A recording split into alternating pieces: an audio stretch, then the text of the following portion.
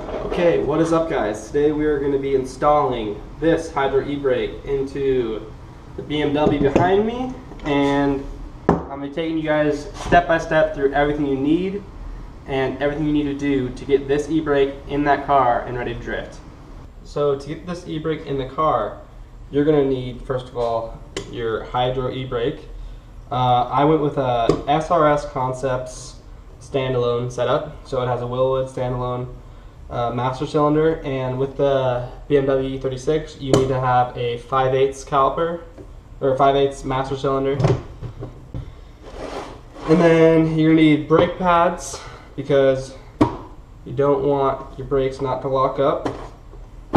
Some DOT3 fluid, your mounting hardware for your hydro. You're going to need a mounting plate to fit the hydro to the trans tunnel. You're going to need brake lines to go from the hydro to your rear calipers, super high quality. Then you're going to need your mounting hardware for your calipers, because you're going to be mounting your second set of calipers in the rear because it's a dual caliper setup. So the reason for going dual caliper setup is you can use your regular brakes while using your hydro. So if you're coming in too hot to a corner, when you're trying to initiate, you can still brake to back off a little bit. So that is pretty much everything you need. And now, so first things first, we have to jack the car up and weld on our dual caliper bracket. So that holds the second set of calipers to the hub, so you can mount them.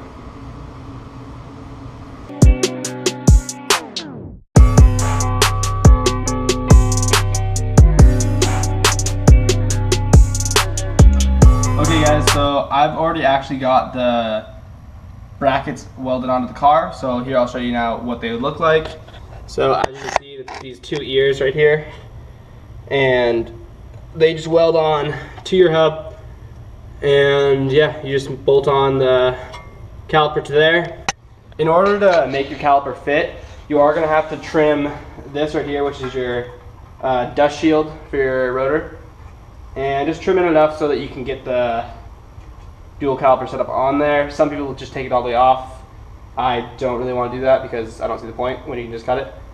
So yeah, on to the next step, which is going to be mounting the rear calipers. Okay, so now we're going to try and get these calipers onto the rotor. I'm going to get them all bolted down.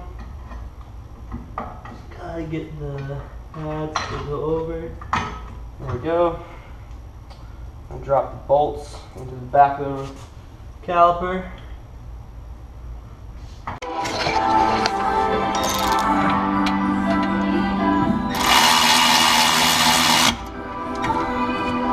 So one thing you want to do, you don't want to do this before you actually weld the mount on for the caliper, is just make sure that your brake rotor still springs freely and is not binding on anything for the new caliper.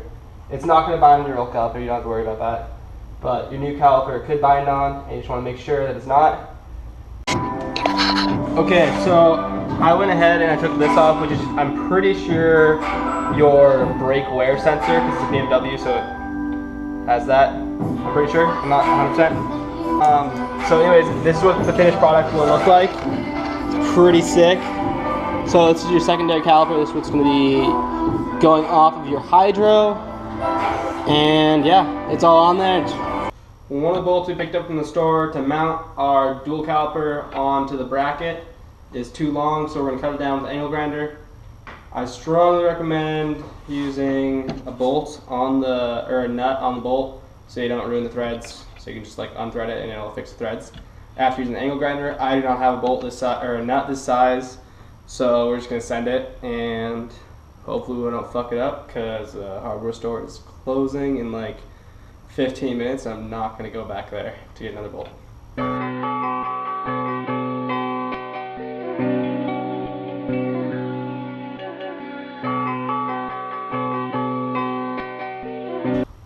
So like I said earlier, threads, they did get fucked up on the bolt, so we are going to use an impact into the caliper, and it is already threaded in a little bit, so it's threading smoothly. I just don't want to have to use a wrench. So we're going to use an impact into the caliper and use that to loosen up the threads again so that they go in nice and easily.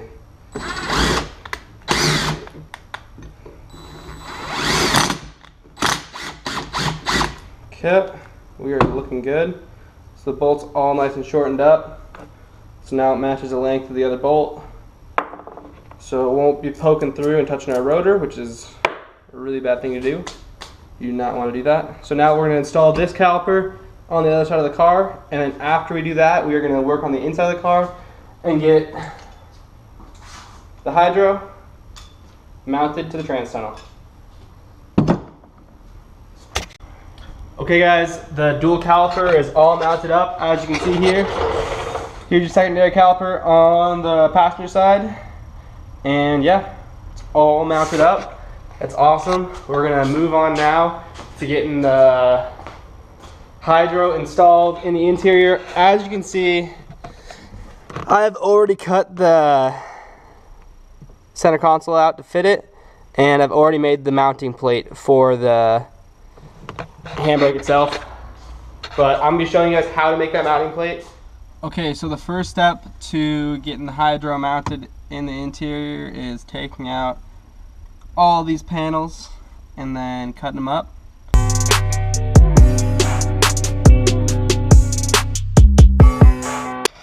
Okay, so this right here, this plate you can kind of see is the plate that the handbrake came with, and I welded that to a piece of like 10 gauge, something like that, flat bar, and I bolted it in one spot, or in 3 spots, and then had to weld it right here in this corner.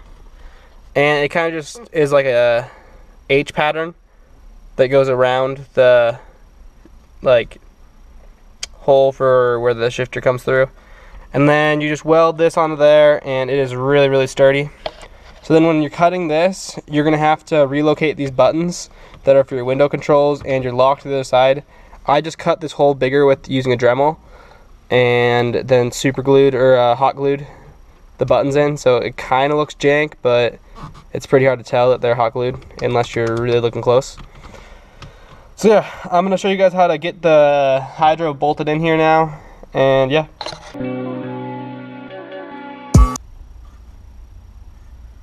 Okay, so now we got our bolts in to hold our handle, and we are gonna bolt the base down to the base plate now. Now we're gonna mount these brake lines and drill a hole in our trans tunnel, I'm pretty sure, and route this to this set of lines that goes to your calipers, and it has a T-fitting in the middle. So this line will connect to here, and these lines, one goes to one side, the other one goes to the other side. So let's get that run, or ran, whatever you want to say, and then we're going to go ahead and bleed the system and go test it out. And first off, we want to route it. So because this one is using a banjo bolt, it can swivel, and we can route the line all nice, and you'll never have to see it. So sorry for the shaky camera. I'm holding the camera with my legs right now. So yeah, so just gotta get this bolt to go into the master.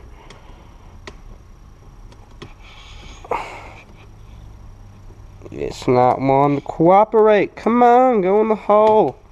Oh, there we go. There she goes. Okay, so we want to tuck that up there. So it's going to run down there. It's going to run under our center console. And then I'm thinking right around here, we'll drill a hole and run it along the drive shaft, like hump thing to the back wheels. And then we'll go into our other line. So I'm going to get that done, drill a hole, and then I'll check back into the US. Okay, so I just finished getting all the brake lines routed. So you can see that fresh line in there. Goes all the way under along the drive shaft. Comes right through the trans tunnel right there. along the e-brake, up here, through here, and then onto the banjo bolt into the master cylinder. So what's up next is we have to bleed the brakes, and for this part you're going to want a friend or someone to help you. So yeah, we'll get this done and then I'll show you guys the procedure for bleeding the brakes maybe. So yeah. Okay, so I just finished bleeding the brakes. I had a little bit of an issue, so I didn't record it. But as you can see, it's working. That's pretty sick. I'm about to go test it. There's no engine in the car, so we're just gonna push it down a hill and try it and see if it works. Hopefully it does. And yeah, I'll get that on video for you guys. You're making fun of me? She's making fun of me. Peace out.